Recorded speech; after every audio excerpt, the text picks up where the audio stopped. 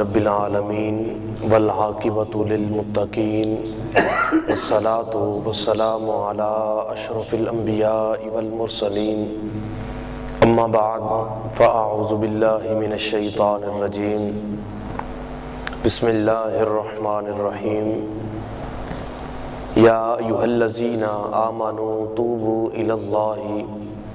توبۃ نصوحا صدق اللہ العظیم وبلغنا رسولہ النبی الکریم الرؤوف الرحیم ان اللہ وملائکتہ یصلون علی النبی یا ایھا الذین آمنوا صلوا علیہ وسلموا تسلیما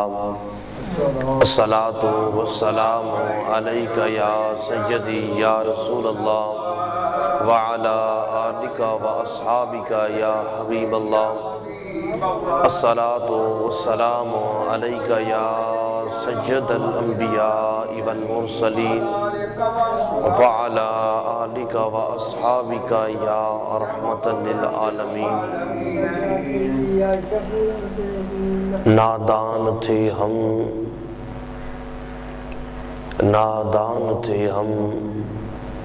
دانستہ بھی کیا کیا نہ کیا، لاج رکھ لی میرے سرکار نے رسوا نہ کیا، اور اللہ کیا جہنم اب بھی نہ سرد ہوگا، رو رو کے مصطفیٰ نے دریا بہا دیے ہیں، اور میرے کریم سے اگر قطرہ کسی نے مانگا دریا بہا دیے ہیں، دربے بہا دیے ہیں۔ ناظرین و سامعین، مالک کریم کا کروڑہ مرتبہ شکر کہ جس کی توفیق خاص سے اللہ نے مجھے اور آپ کو اپنے پاکیزہ گھر کے اندر بیٹھنے کی توفیق نصیب فرمائی۔ بارگاہ الہی کے اندر یہ التجا بھی ہے کہ وہ ہمیں اپنی زندگی کا مخصوص حصہ اپنے گھر میں گزارنے کی توفیق نصیب فرمائے۔ حضرات ذی وقار، جیسا کہ آپ اس بات سے بخوبی واقف ہیں کہ یہ جو مہینہ جا رہا ہے یہ شعبان کا ہے، اور شعبان کی جو 15ویں رات آتی ہے یہ اللہ کے ہاں اس کا بڑا مرتبہ ہے، بڑا مقام ہے۔ قرآن کریم احادیث مبارکہ سے یہ بات دلائل پکڑتی ہے کہ اس رات کو عبادت کرنے والوں کے لیے بے شمار خوشخبریاں ہیں۔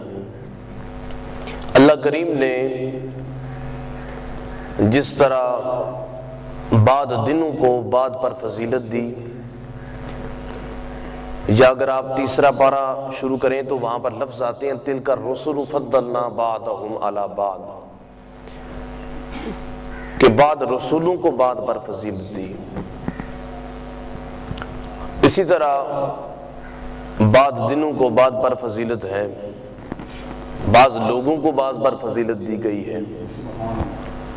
اور اسی طرح اسی کے ضمن کے اندر جب دن برابر نہیں ہے تو پھر راتیں کیسے برابر ہو سکتی ہیں؟ تو کچھ مخصوص راتیں بھی ایسی ہیں کہ جن کو خاص کیا گیا، انہی میں سے ایک جو 15ویں شعبان ہے اس کو خاصی اہمیت دی گئی۔ قرآن کریم کی آیت ہے اِنَّا أَنزَلْنَاهُ فِي لَيْلَةٍ مُبَارَكَةٍ إِنَّا كُنَّا مُنذِرِينَ، کہ بے شک ہم نے اس رات کو قرآن کریم کو اتارا، اور یہ خاص رات وہ ہے کہ جس رات اللہ کریم اس کو شب برات بھی کہا جاتا ہے۔ اب برات جو ہے اس کا علماء مفسرین نے معنی یہ لکھا، برات اس لیے کہا جاتا ہے کہ اس رات جو عبادت کرنے والے ہوتے ہیں اللہ کریم ان کو دوزخ سے بری فرما دیتا ہے۔ اب یہ انسان کی بساط ہے، اس کی طاقت ہے، اس کی استطاعت ہے، اس کی وسعت قلبی ہے کہ وہ جتنا ظرف رکھتا ہے اتنی عبادت کرے گا، اور پھر عبادت کے ذریعے وہ اپنے لیے دوزخ سے رہائی حاصل کرے گا اور جنت میں اپنی جگہ بنا لے گا۔ حضرات ذی وقار حضرت مولا کائنات رضی اللہ تعالیٰ عنہ روایت کرتے ہیں کہ جب 15ویں شعبان آتی ہے تو رات کو عبادت کرو، دن کو روزہ رکھو، اور کہا کہ اس رات اللہ کریم اپنی شان کے مطابق اپنی شایان شان آسمان دنیا پر آتا ہے اور آ کے پکارتا ہے کوئی بندہ مجھ سے رزق مانگنے والا، میں اسے رزق عطا فرماؤں، ہے کوئی شخص مجھ سے بخشش مانگنے والا، میں اس کی مغفرت فرما دوں، ہے کوئی شخص بیماریوں کے اندر جکڑا ہوا کہ جس کو ظاہری بیماریاں ہوں، باطنی بیماریاں ہوں، جس کا نفس امارہ اسے تنگ کر رہا ہو، جو نفس کے جنگل کے اندر پسل کر رہ گیا ہو، جو گناہوں کی دلدل میں پھنس کے رہ گیا ہو، جو چاہتا تو ہے کہ میں اس دلدل سے نکلوں لیکن نکلنے کے لیے کوئی راہ نہیں مل رہی، تو کہا آج رات وہ ہے کہ اگر وہ شخص مجھ سے ان بیماریوں سے چھٹکارا مانگے گا میں اسے چھٹکارا بھی عطا فرماؤں گا۔ لیکن مقصد یہ ہے، کچھ میں نے عرض کیا نا کہ جس طرح بعض دنوں کو بعض پر فضیلت ہے، بعض لوگوں کو بعض پر فضیلت ہے، بلکہ یہاں تک کہ قرآن کریم کا فیصلہ ہے بعض نبیوں کو بعض پر فضیلت دی گئی، اسی طرح بعض راتوں کو بعض راتوں پر فضیلت دی گئی۔ اب یہ جو فضیلت دی گئی، اب ان فضیلت والی راتوں کو بھی عام راتوں کی طرح گزار دیا، پھر تو انسان کے پلے میں کچھ بچا ہی کوئی نہیں۔ ایک انسان عام روٹین کے مطابق عبادت کرتا ہے، عشاء کی نماز پڑھتا ہے، یا کبھی کبھار وہ بھی چھوٹ جاتی ہے، وہ جا کر اپنے گھر کے اندر لیٹ گیا، اپنے کاموں میں مشغول رہا۔ اب ایک شخص یہاں سے حج کرنے گیا یا عمرہ کرنے گیا، اور گیا بھی اس جگہ پر کہ جہاں پر اگر انسان کعبۃ اللہ کے اندر نماز پڑھے تو 1,00,000 نماز کا ثواب ملتا ہے۔ اب وہاں گیا بھی فقط عمرے کے لیے، خدا کی عبادت کرنے کے لیے، اس کی رضا کے لیے، اپنے گناہوں کی معافی مانگنے کے لیے، اور وہاں جا کر انسان نماز کی پرواہ ہی نہ کرے، نماز ہی قضا کر دے، اس سے بڑا بھی کوئی بدبخت ہو سکتا ہے؟ اب اسی طرح عام راتوں کی طرح اس رات کو بھی گزار دیا جائے۔ راتیں تو گزر جاتی ہیں جس کی بھی ہو، دکھ والے کی ہو اس کی بھی گزر جاتی ہے، سکھ والے کی بھی ہو اس کی بھی گزر جاتی ہے۔ وہ مجھے یاد آیا، ایک بادشاہ تھا سلطان محمود غزنوی رحمۃ اللہ تعالی علیہ، انہوں نے اپنے خاص وزیر اور بڑا محب تھا ان کا محبوب، کہا کہ یہ انگوٹھی لے جاؤ اور اس پر ایسا جملہ لکھ کر لاؤ کہ جس کو میں خوشی میں پڑھوں تو غم میں مبتلا ہو جاؤں، غم میں پڑھوں تو خوشی کے اندر مبتلا ہو جاؤں۔ سبحان اللہ۔ اب وہ شخص گیا اور اس نے انگوٹھی پر ایک جملہ لکھوا کر لایا۔ وہ جملہ کیا تھا؟ اس نے کہا کہ یہ وقت بھی گزر جائے گا۔ تو بہرحال وقت جس طرح کا بھی ہوتا ہے وہ گزر جاتا ہے۔ تو کئی لوگوں کے تو جسم پر اگر پہاڑ بھی برسے، پہاڑ بھی ٹوٹ پڑے، غموں سے وہ لوگ نڈال ہو گئے، لیکن پھر بھی کیا کہا، جے سونا میرے دکھ وچ راضی تھی میں سکھ نو چلے ڈاواں۔ سبحان اللہ۔ غلام فریدا جے کدی مل جائے ماہی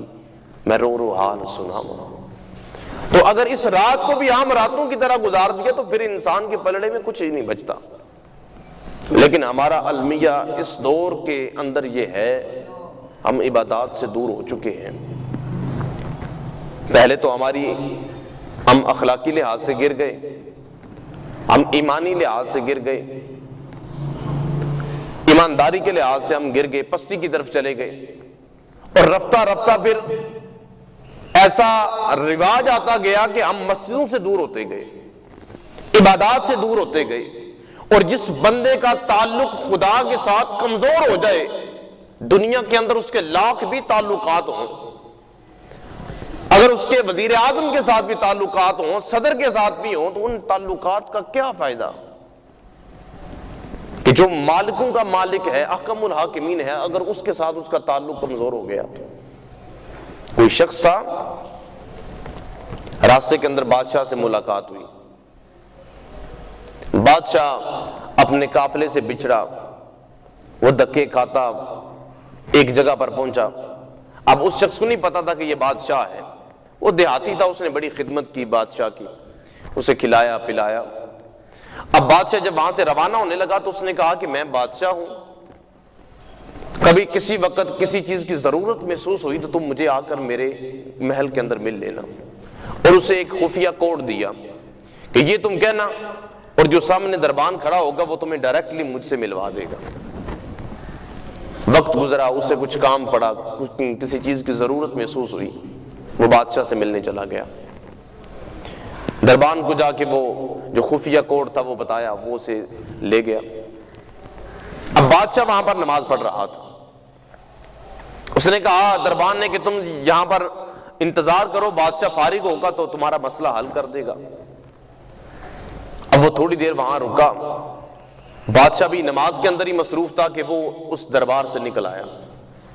اس محل سے نکل آیا۔ بادشاہ نماز سے فارغ ہوا تو اسے کہا گیا کہ آپ سے ایک شخص ملنے آیا تھا، اس طرح اس کا حلیہ تھا، اس کا سارے بات بیان کی۔ بادشاہ نے کہا ہاں وہ تو شخص جو ہے وہ ایسا ہے کہ جس نے مجھ پر احسان کیا تھا، میں اس کا مقروض ہوں، بلاؤ اسے۔ پھر اسے بلایا گیا، بادشاہ نے کہا تم آئے بھی تھے، ملاقات بھی نہیں کی، پھر چلے گئے، وجہ کیا بنی؟ اس نے کہا بادشاہ مجھے ضرورت پڑ گئی تھی کسی چیز کی، میں تجھ سے مانگنے آیا تھا، میں نے دیکھا کہ تو خدا سے مانگ رہا ہے، تو میں نے کہا کہ اگر بادشاہ ہونے کے باوجود بھی خدا سے مانگ رہا ہے تو پھر میں بھی کیوں نہ اسی خدا سے مانگوں جس سے یہ بادشاہ مانگ رہا ہے۔